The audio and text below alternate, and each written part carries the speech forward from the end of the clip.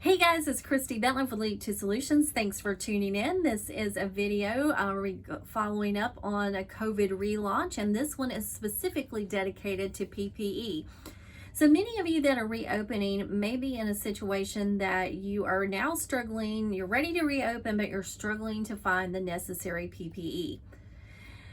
One of the things that you may not be aware of, and it's not available in every state, but for our state of North Carolina, there is an availability and which we took advantage of. We requested from the state, which had a reserve of PPE that they had received from the government, and we put a request in for supplies and were granted some. So we were able to get disinfectant, which was great, face shields, awesome, gloves, fantastic. The only things that we weren't able to get was disposable gowns. We did get some level 2 masks that we were able to use for the admin staff and for patients that come in that don't have a mask, because that is required for our office and for our professional building. So by having those supplies, we've been able to use those first and keep our other supplies on reserve. It's been awesome. We knew that there was a possibility, if once COVID was hitting our area, that we were going to need to be having a surplus of disposable gowns. So we were already in good shape before we opened.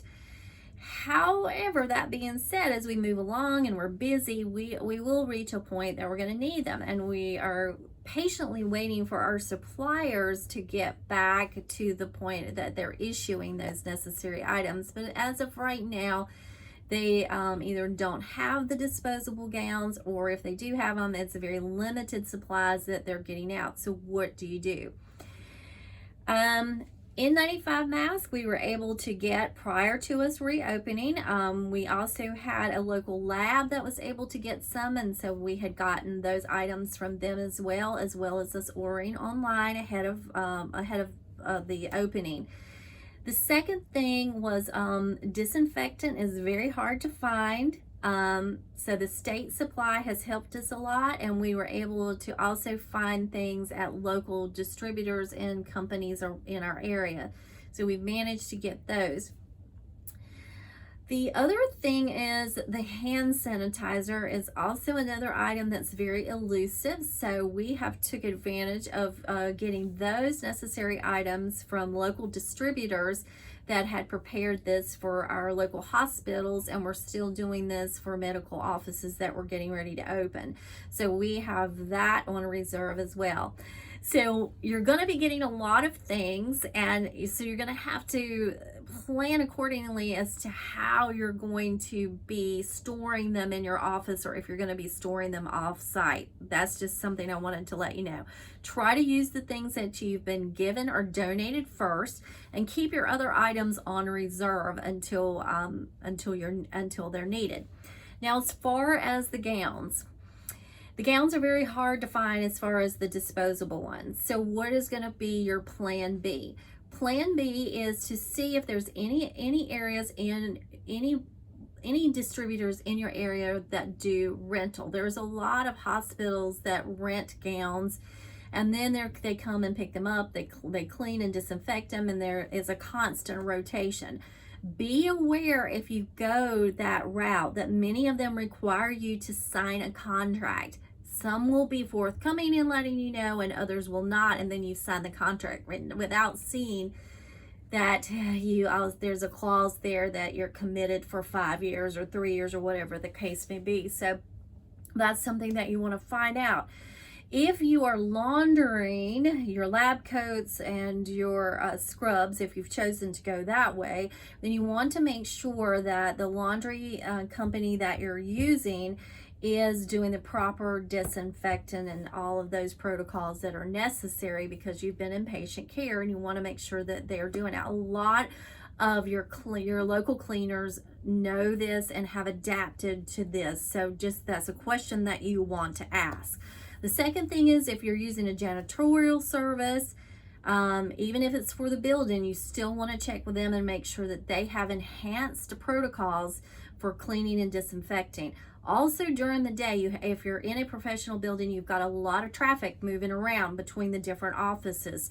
So I would suggest, and what we did in our case was each particular office in our building takes a day, and that's their day for disinfecting the lobby area, the bathroom, the doorknobs, all of that thing, and that's working very well.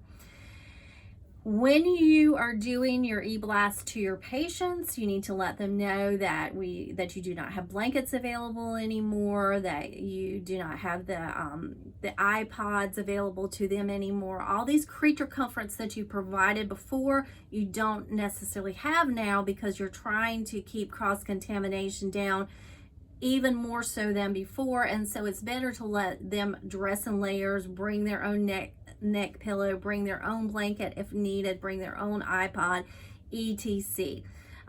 Remove all of the magazines and things of that are in your reception area. Take those out. We've taken them also out of our operatories. There'll be little things that you'll think of as you go along, because the best laid plan is always great, but it's always layering on top of it once you get into the real world. So I kind of deviated from a PPE just a little bit. I do that sometimes. Sorry about that. So I would just say plan.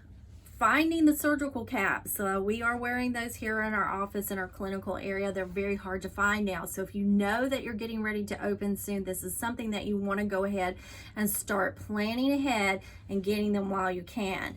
Also, consider getting as much PPE as you can now, because in our case, what the prices were back in March as to what they are now are almost doubled. So I don't know if that is trending forward or if that is going to reset back to where it was. I kind of don't think so. So you've got to really watch it. You've got to watch your budget moving forward with all of these things. So if you haven't available to get free items from your state, please do so. Capitalize on getting items from local vendors. Face shields, there's a lot of people that were making them here in our area, especially a lot of our patients, and that was we were able to get some donated from that. Ask to say we're looking for these things, and you will be amazed at how many people will come to help you because you're part of their community. So I hope that I've given you some food for thought.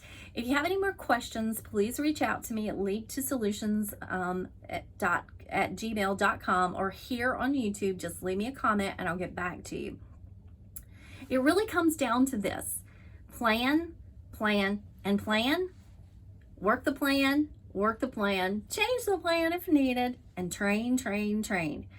And watch your budget, because the budget is going to be key as you're moving forward, coming out of this closure and trying to rebound and gain some momentum. You've got to have a careful eye, because costs can go up extremely in a quick period of time as you're resetting the office and getting supplies. So keep an eye on that. Wishing you much success for all of you that are just getting started, getting ready to get started, or deep into it like I am. It's great to be back in the trenches again and seeing our patients, and I'm so excited for all of you that are getting ready to reopen. Again, reach out to me if you've got some questions. This would be coming from somebody firsthand, working in it every day. Talk soon.